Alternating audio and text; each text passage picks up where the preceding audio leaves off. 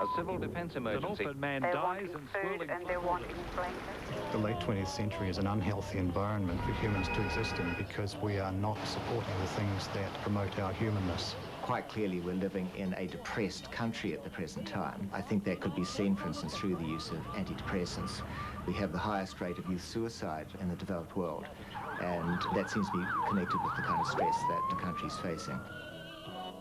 Joy, I'd like you to tell me something about what a typical day is like for you. Wake-up time is usually between 6 and 6:45. So it's rushing. People got to be out of the house by 7:30. It's Kaihui, our son. Tikiro's got to be out by 7:15. Lou, it's just a rush, really. Showers. You've got 7 people living here. So for showers, to breakfast, to tidy up, to do those normal things can be quite stressful. Joy and Lou are both secondary school teachers, and I think that inevitably creates a lot of stresses. What's wrong with But also, for Joy, she's got a lot of different roles that she fulfills, and the household is enormously busy. The pressures for those two are quite extreme, and in fact, Lou is on a year's stress leave. Oh, well, I didn't know what stress was all about. Well, this word stress, to us, it's just burnt out, I suppose. Started getting migraines, and a couple of times I had accidents in my workshop. I nearly cut my thumb off. So the doctor said to me, look, you have to slow down. So I knew it was time to stand off for a year, just take leave. What I'd like you to do, Dean, is to tell me a bit about what you do and what your role is. My formal position is a general medical registrar. I have a team with me, that's a house surgeon who's sort of usually behind me in training, and then a specialist consultant above me. Every 5th day, roughly, I'm on what we call on call, which means that I'm down in the emergency department seeing acutely presenting patients unwell, making the diagnosis, starting the treatment and getting them admitted up to one of the wards. Dean's main problem is lack of time. He's got a very demanding job and he works long hours, and he's studying for further exams, and he doesn't really have a lot of time to do anything else in his life. Is there anything in your life today that you're not happy about or that upsets you? Yes, first thing is that it's very hard for my kids when I drop them off in the morning because they're too young to drop someone to look after for me. That's my responsibility to keep an eye on them. That's the thing at the moment. Plus the finance. Ada's pressures are mainly financial. She has a temporary job for a company that makes wiring for car manufacturers. But also, Ada believes that she has no control over the sources of her stress. Can you tell me about why it is that you have to work?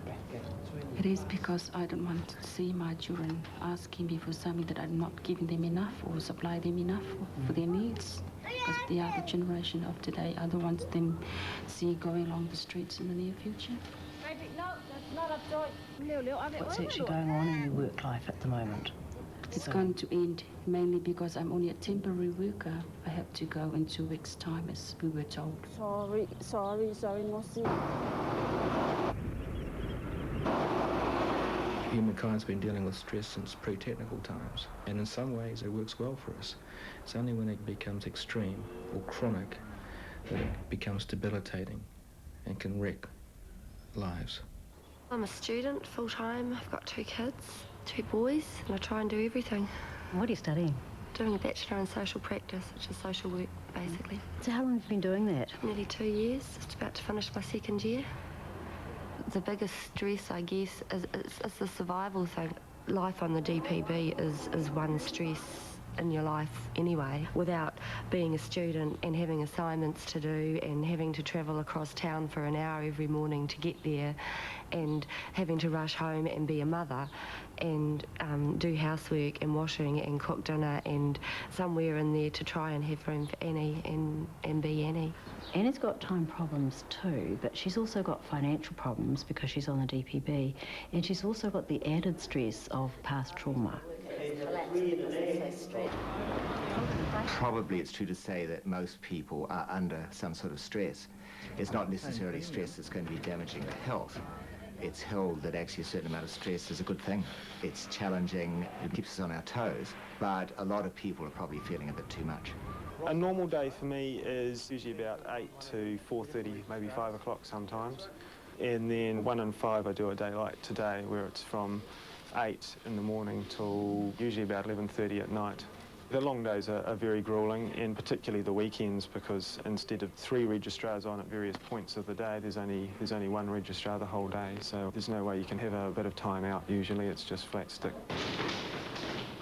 You've got a pretty nasty cut and a bruise on the side of your head there. I have 2 exams next year, a written exam and a practical exam. And to study for that, usually I get home and have dinner and then hit the books. It's not very exciting, really. Take those papers.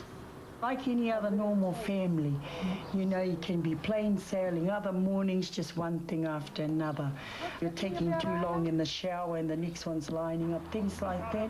Usually it starts off with one of the children, you know, and leads on, and being a typical mother, I guess, you know, you tend to go on and nag a bit, and before you know it, you know, could blow up.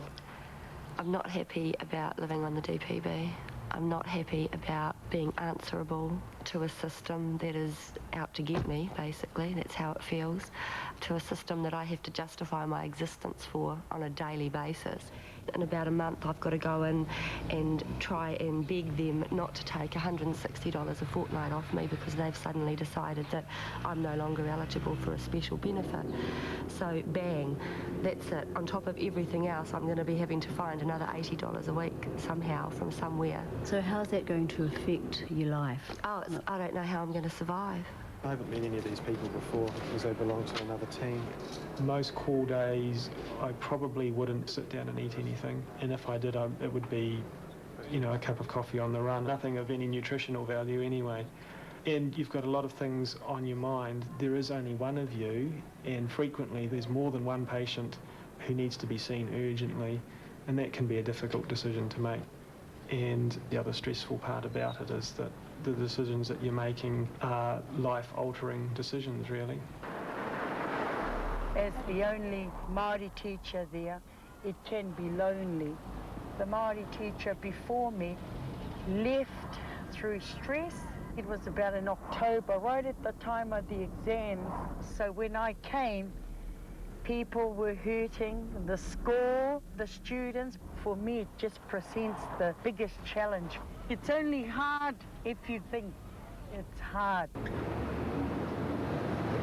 We need a place, a bigger house for my kids so they can have a playground of their own.